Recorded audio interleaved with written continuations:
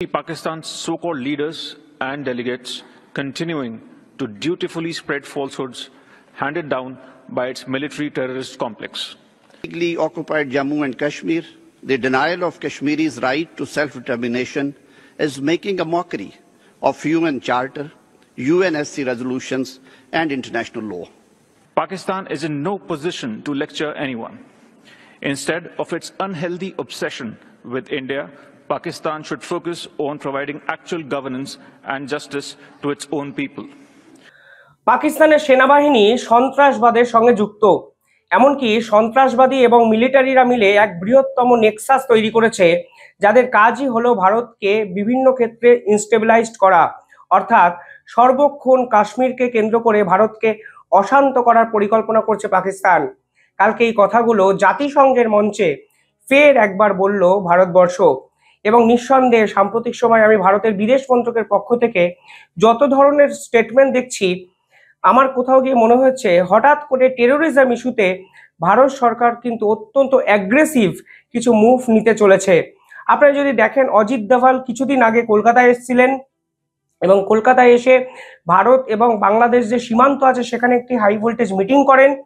পরবর্তীকালে Siliguri করিডরে chicken snake যে জায়গাটি আছে সেটিকে কেন্দ্র করে ভারতের সেনাবাহিনী একাধিক অপারেশন চালায়। এমনকি জয়শঙ্করও কিন্তু সম্প্রতি বাংলাদেশ ইস্যুতে মুখ খুলেছেন, অন্তত এই প্রথমবারের জন্য। তিনি বলেছেন সন্ত্রাসবাদ কোনো ক্ষেত্রেই স্বাভাবিক ঘটনা নয়। আর এরপরেই কালকে জাতিসংঘে ভারতের সেই বিস্ফোরক ভাষণ, যেখানে পাকিস্তানকে কার্যত ধুয়ে দিয়েছে ভারত। শুধু তাই নয়, আন্তর্জাতিক স্তরে পাকিস্তানকে কিভাবে এক্সপোজ করেছে, তাই ভিডিও শেষ অবধি দেখলে কিন্তু আপনারা বুঝতে পারবেন। কালকে জাতিসংঘের হিউম্যান রাইটস কাউন্সিলের একটি কনফারেন্স ছিল। ঠিক দুদিন আগে হিউম্যান রাইটস সিকিউরিটির একটি কাউন্সিলে কিন্তু ভারত এবং পাকিস্তান নজিরবিহীনভাবে বাকযুদ্ধে লিপ্ত হয়েছিল।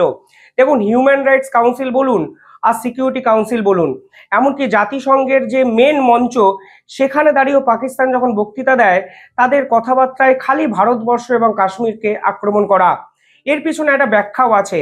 তারা বারবার চায় কাশ্মীর যে ইনস্টেবিলাইজড হয়ে আছে, কাশ্মীর ভালো নেই, এমনকি জম্মু কাশ্মীর বারংবার পাকিস্তানের অংশ, এমনকি ভারতবর্ষ জোর করে জম্মু কাশ্মীরকে নিজেদের দখলে রেখেছে।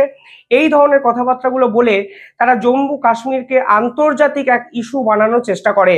কিন্তু পাকিস্তানের অ্যাকসেপ্টেবিলিটি এতটাই নিম্নমানে গিয়ে পৌঁছেছে যে কেউ এই পাকিস্তানকে কিন্তু পাত্তাই দেয় না।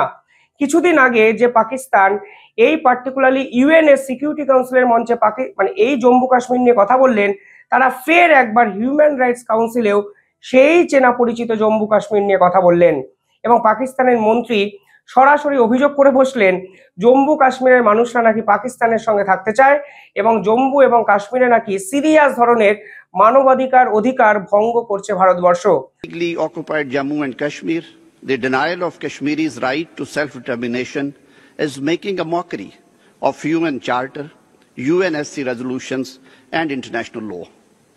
Meanwhile, sham elections and promises of investment are put forward to accuse demographic engineering and population transfer into the occupied territory. Pakistan requests the High Commissioner's Office to continue monitoring the situation and update its Kashmir reports. অর্থাৎ জোর করে ভারতবর্ষ কিছু মানুষকে ভারতে আটকে রাখছে এবং একের পর এক মানুষের উপরে অত্যাচার করা হচ্ছে। এমনকি ভারতের সেনাবাহিনী নাকি জোর করে মানুষের উপর গণপ্রহার করছে। এই ধরনের একাধিক অভিযোগও পাকিস্তান জাতিসংঘে বারবার করেছে এবং কালকেও তার অন্যথায় কিন্তু হলো না। এবার ভারতের সময় এলো। ভারতের এই পার্টিকুলারলি হিউম্যান রাইটস কাউন্সিলের যে কনফারেন্স হয় সেখানে অনেক কিছু বলার থাকে, সময় নির্দিষ্ট, কিন্তু ভারতবর্ষের ব্যক্তি প্রথমেই বললেন এই পার্টিকুলারলি হিউম্যান রাইটস কাউন্সিলের সময় নষ্ট করছে পাকিস্তান।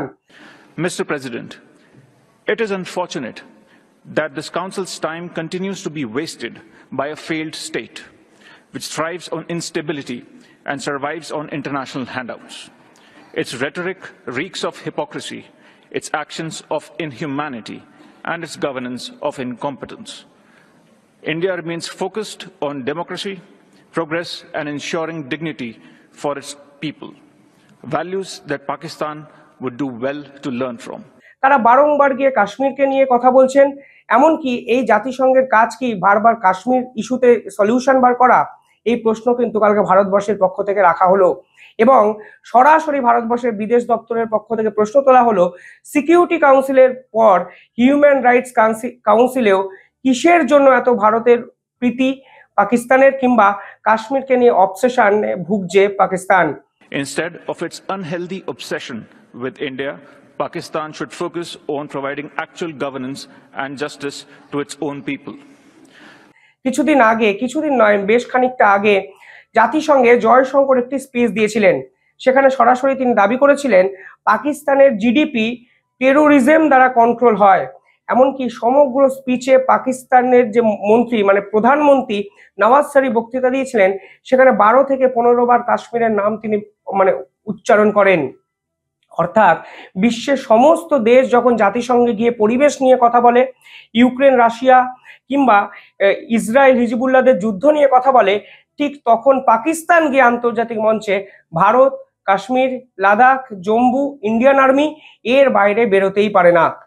আমি জানি না এর শেষ কোথায়, কিন্তু বিশ্বাস করুন ইউনাইটেড নেশন অত্যন্ত সিরিয়াস একটা জায়গা, সেইখানে গিয়ে বারংবার ভারতকে টার্গেট করা নিঃসন্দেহে পাকিস্তানের হয়তো জিওপলিটিক্যাল একটা প্ল্যানিং এর পার্ট, কিন্তু এতে পাকিস্তানের জিওপলিটিক্স এগোচ্ছে না, পাকিস্তানের ইকোনমি এগোচ্ছে না, ভারতের এতে কিছু লাভ হচ্ছে। শুধুমাত্র আন্তর্জাতিক স্তরে দিনের পর দিন পাকিস্তান কিন্তু এক ঘরে হয়ে যাচ্ছে। কিছুদিন আগে নওয়াজ শরীফ বলেছিলেন ভারতের থেকে অর্থনীতিতে যদি আমি এগিয়ে যেতে না পারি তাহলে আমি আমার নাম বদলে ফেলতে পারবো। পাকিস্তান এ বিষয়ে পরবর্তীকালে নিজেদের লোকেরাই নওয়াজ শরীফের মন্তব্যে হাসতে শুরু করেন। আর কালকে ভারত যা বলল, আমার মনে হয় না কালকে এই নওয়াজ শরীফ কিংবা এই পাকিস্তানের এই টেররিস্ট সংগঠনের আদতে আর কোনো মান সম্মান থাকলো বলে 4টে পয়েন্ট মেনশন করা হয়েছে ভারতের পক্ষ থেকে। তিনি পরিষ্কারভাবে ভারতের প্রতিনিধি বলেছেন কাশ্মীর আমাদের ছিল, কাশ্মীর এবং লাদাখ আমাদের ছিল, আমাদের আছে এবং আমাদেরই থাকবে। দিনের পর দিন কাশ্মীর আপনাদের, এই রকম চিন্তা ভাবনা মনে আনাই বন্ধ করে দিন। First, the union territories of Jammu and Kashmir and Ladakh were, are and will always remain an integral and inalienable part of India.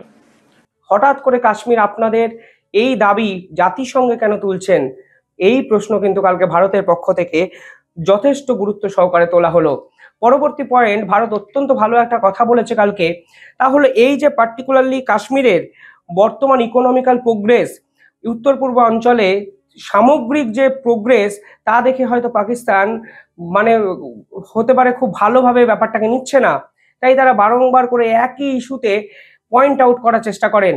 কিন্তু সম্প্রতি কাশ্মীরে ভোট হয়েছে, সেখানে মানুষরা স্বেচ্ছায় নিজেদের পছন্দের দলকে গণতান্ত্রিক উপায় বেছে নিয়েছে। এতে পাকিস্তানের কি যায় এলো? যখন কাশ্মীরের মানুষরা ভারতের অংশ হয়ে ভোট দিচ্ছেন, কাশ্মীরের ইকোনমিক্যাল ডেভেলপমেন্ট হচ্ছে, কাশ্মীরের একাধিক রাস্তাঘাট হচ্ছে, ঠিক সেই প্রেক্ষাপটে দাঁড়িয়ে আপনারা কিভাবে দাবি করছেন কাশ্মীর আপনাদের? Second, the unprecedented political, social and economic progress in Jammu and Kashmir in the past few years speaks for itself. These successes are a testament to the people's trust in the government's commitment to bring normalcy to a region scarred by decades of Pakistan-sponsored cross-border terrorism. এই পুরো বিষয়টাই তো হাস্যকর এবং ridiculous.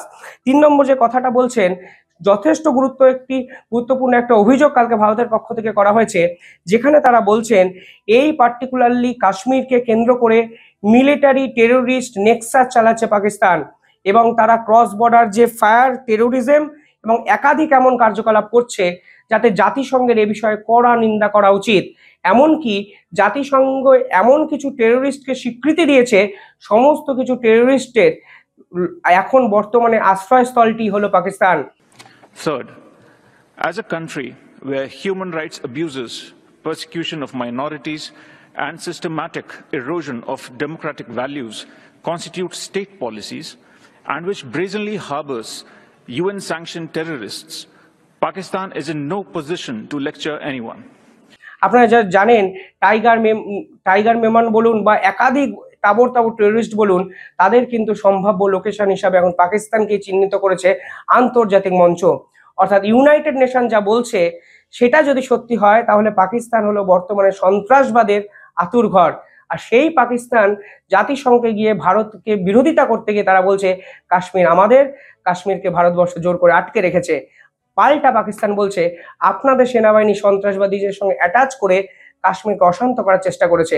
Kashmir আমাদের ছিল, কাশ্মীর আমাদের আছে, কাশ্মীর আমাদের থাকবে।